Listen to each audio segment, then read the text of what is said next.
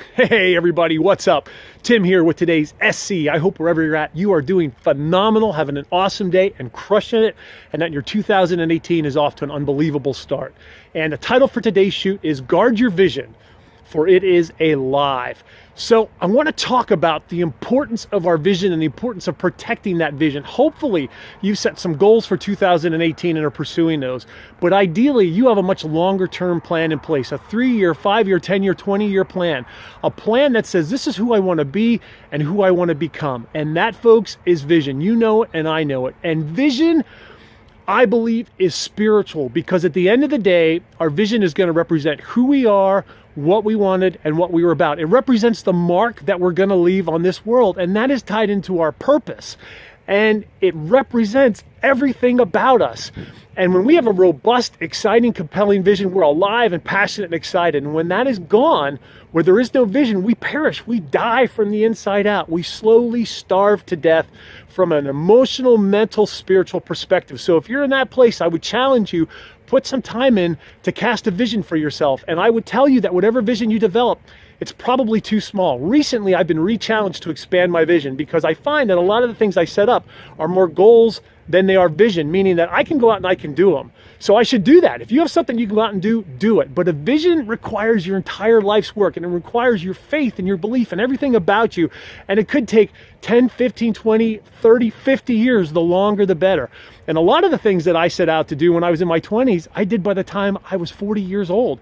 And I needed to reassess at that point, and I'm at that same place again. I had to get around some people whose vision were so much bigger than mine and who were so much more successful and challenging that expanded my thinking. So hopefully you're investing in people like that and allowing them to feed you, because you need to feed that vision with as big a picture as possible, because you don't want to get to the point where you burn out. So we're in a field right now, and the title once again for this clip is Guard Your Vision, for it is alive. And this, we're in a field right now, and it goes on for a couple acres, goes way back into the wood line. And I don't know if you can see the Canadian geese behind us, but I want to tell you a story that correlates with this. So some time ago in Montana, there was a rancher and his wife who had a pretty big ranch, and they raised miniature horses.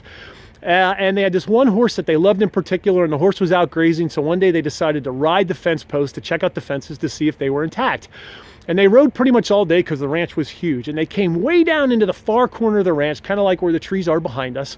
And they found this hole in the one fence. And the hole was in an obscure corner. It was only about 3 or 4 feet across, and it wasn't very big. And it was late in the day, and they said, you know what, we're not going to fix it today. We're going to actually come back tomorrow and fix it. So they went back to the ranch house that night. Next morning, they got up, gathered all the things that they needed to come back and fix the hole in the fence. And to their horror, about 15 or 20 yards from the hole in the fence, they found their prized miniature horse, their favorite horse, totally shredded and devoured by a cougar. And they found out that it probably happened that night. And if they would have taken the time to fix the hole in the fence that night, their prize horse would be alive. Well, our vision is like that, right? We need to guard our vision. We need to protect it, because there are tons of forces that come against us, both internally and externally, that try to destroy and erode that vision. There are people who don't want you to succeed. There are people who are going to be naysayers. And a lot of times they're the closest to you. They don't mean necessarily negative things, but they just don't have your level of belief. And because of that, they're going to tell you all the reasons you can't do things and won't do things. And they destroy your vision. And if you listen to those voices long enough, pretty soon you're going to believe them.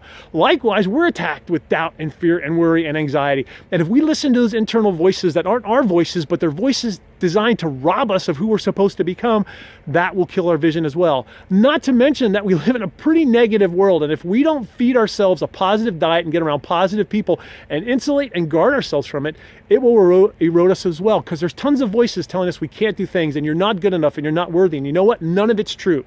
You can do whatever you set your mind to, whatever you anchor your belief and talents into, but you need to guard that vision. That vision is sacred. It's a representation of who you are. It's spiritual, and you need to protect it, and you need to guard it as if it's your most prized possession, because it is going to be a representation of your life. Because the pictures and the images that you set for yourself now is where you're going to go. Where we focus on, we go. So as you set that, and as you set the course for your life, that is one of the most sacred things that you have. One of the most sacred gifts you can give to yourself. One of the most sacred gifts you can give to other people. And if you find a hole in that fence around your vision, if you find a place where there's voices getting in that are trying to steal that, you need to seal that hole up immediately, and you need to guard that vision and protect it at all costs. So how do you do that? Well, you do it exactly like we talked about. You feed on positive information. You feed yourself every day. You commit to your vision. You commit to your beliefs. You cut out the negative voices. You cut out the negative voices and people influences, and you don't let them speak to you. You ignore them or you remove them from your life, but at all costs, you guard that vision, because at the end of the day, it's going to just be you. And you're going to be the one that looks back and says, yeah, I'm proud of what I accomplished. This makes me jacked. I did exactly what I set out to do and more. Or you're going to say, you know what? I live far below what I could have, and I didn't do what I want to do because I listened to those other people. And a lot of times those other people, or the voices that speak to you, they don't have a vision themselves. And because they're frustrated and ticked off or angry or bitter or discouraged, they don't want to see you succeed because it just reflects on their shortcomings and their weaknesses. So you and I have to guard our vision because it's a representation of who we are. So your vision is yours. It's exciting. I would challenge you to make it as big as you can, and then double it, triple it. Get around people who are going to feed it. Feed yourself on positive information. Feed yourself daily thoughts, affirmations, rituals, whatever it does that strengthens that vision. It's alive. You got to feed it, you got to grow it, and you got to protect it. Don't let anybody take it. Don't let anybody steal it, because it's yours and it's the biggest representation of you that you will ever have. So this is Tim from the LV wishing you a phenomenal day, saying create that vision because it's yours, feed it, grow it, and above all, guard it, because it's going to be a representation of you. And you want to get to the point where you look back and are pleased with the work that you've done. I know you can do it. I know you have it in you, or you wouldn't be watching this. So thanks again for watching. Hope you have phenomenal days. I'll talk to you soon.